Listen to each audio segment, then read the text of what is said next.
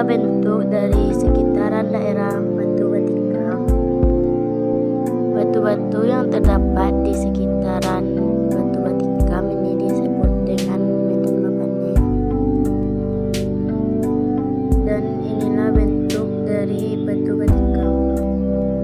Dua pohon beringin ini ditanam sebagai simbol perdamaian antara Datuk Perpati Nasa Batang dan Datuk Ratu Mangguangan.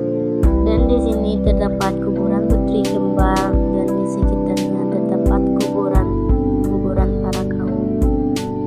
Dan berikut ini penjelasan dari narasumber.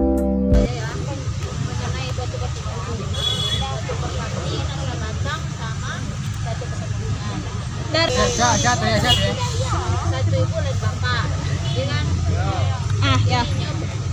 paham masalah harus dijaga.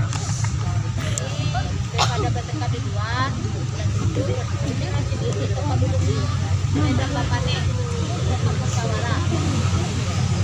Setelah itu dia sudah bermusyawarah. Entah nih sentanya, sentah mananya. Orang ditukar batu Batikam, namanya Batu Batikam. Ditukar sama Dato' Pancen Sabatang. sama kita apa namanya? Dato' Pancen Sabatang. Peri sama apa namanya? Keris kuning balik. Dan Datuk Sepenuhnya menikah dengan tongkatnya. Tongkatnya namanya tongkat Nabali. Tadi sebenarnya Tongkat Nabali. tongkat Nabali. Itu dia pas setianya lama pedangnya namanya Batu Batikam. Bagus kan? Bagus. Mana lihatnya nggak kelihatan?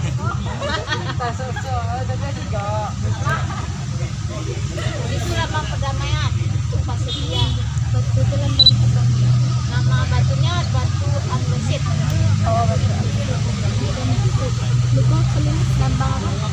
Nah, begitulah. Kita tentang apa ibu? Bah. Nggak bisa ya?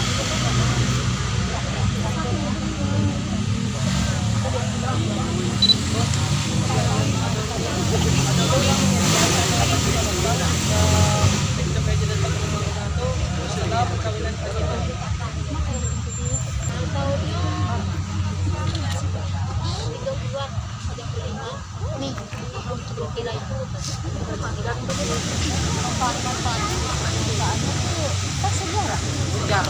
Penyokolah do pernah direnovasi apa masih asli? Memang direnovasi, Berarti dibudayakan. awalnya sekarang apa batunya bu? Awalnya emang itu batu asal Tapi sampai dibudayakan. Strategi tempat. dilestari. Batu itu adalah bahan utama. Dirubah cuma ditaruh dibudayakan. Cuman letaknya tuh di Makam kedua Dato' di kenapa nama kemudian? Pemakamannya di Selayu. Selayu itu di Solo. Yang di Dato' kata mangga apa suku ya, Bu? Canyago. Sanyago. Yang Bapatia, Bu. Foto Piliang. Asli Datuk itu di mana, Bu? Siko, 5 tahun kecamatan. Di kok nama kecamatan Lima Kaum bu. Kabupaten Tanah Datar. Nah, itu namanya Medan Bapane, tempat musyawarah. Mako nama Medan Bapane nggak ada lindungan ya dong. Yo langsung aja. Karena di lapangan terbuka. Salah ada dari dulunya dari Lasih Terdamai. Iyalah damai di new tanam lah ya. Berarti sisilah ikut untuk perdamaian bu. Iya.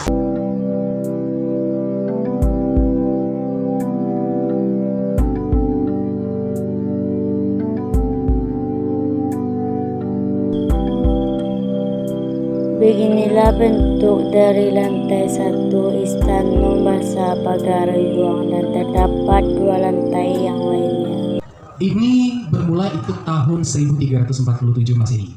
Kerajaan ini bermula-mula dari 1347 Masehi. Dan kerajaan ini dulunya masih menganut paham Hindu-Buddha. Raja pertamanya ada yang tahu? Tidak ada yang tahu? Nama raja ini dijadikan nama museum di Kota Padang. Di dekat Taman Melati yang disebut dengan Museum Aditya Warman. Nah, itu adalah nama raja pertama dari kerajaan ini.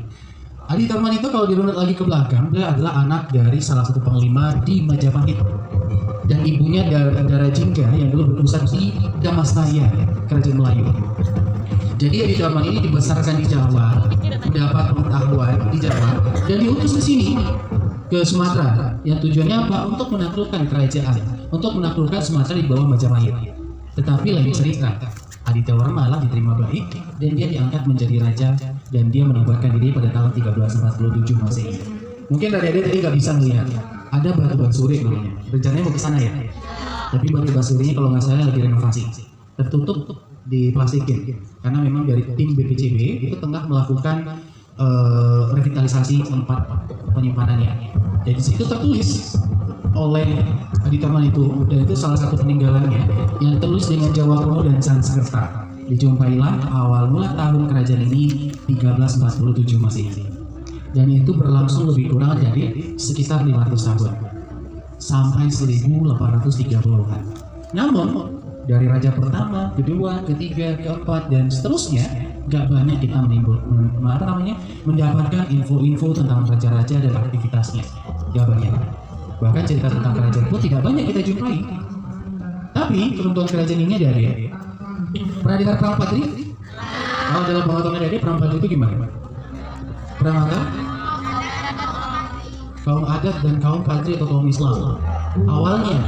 Setelah itu damai. Setelah itu lawan Belanda. Tahu lah sekarang ya.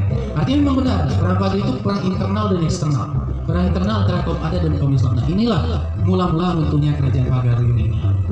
Nah, Istana Basa Pagarium. Rancabana. Sekali lagi, nggak ada fokus. Cuma si Muhammad Ali yang fokus.